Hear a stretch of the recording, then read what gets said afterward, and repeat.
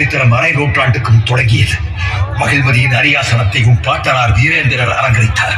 தான் உயிராய் நேசித்த மகிழ்மதியின் மக்களையும் 6 மாதம் கருவுக்கு இருந்த தன் மனைவியையும் விட்டுவிட்டு ஒரு நாள் மாமன்னர் வீரேந்திரர் அகால மரணம் அடைந்தார்.